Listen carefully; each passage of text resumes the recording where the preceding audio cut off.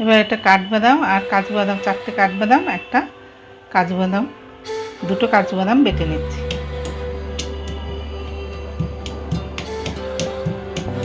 তেল দিয়ে দিলাম, পনিরটা ভাজবো তেলে। নুন দিলাম, হলুদ দিয়ে মেখে নিচ্ছি।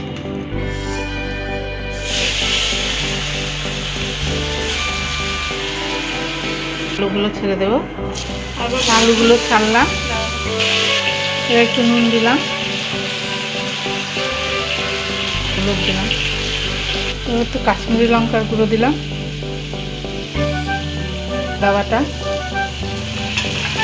এবারে দিয়ে দিচ্ছি কাজু বাদাম, কাজু বাটা আর আলমন্ড বাটা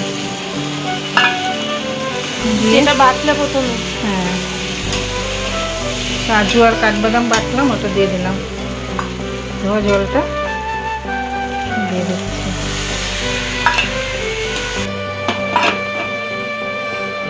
চেরা কাঁচা লঙ্কা দিয়ে দিলাম। এবার একটু ঢাকা দেবো, আলুটা সিদ্ধ হবে।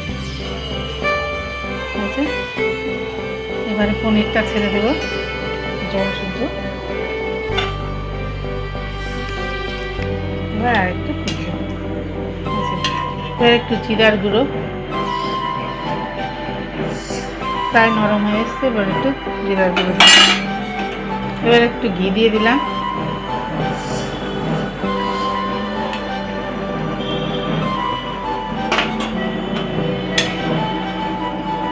একটু গরম মশলা।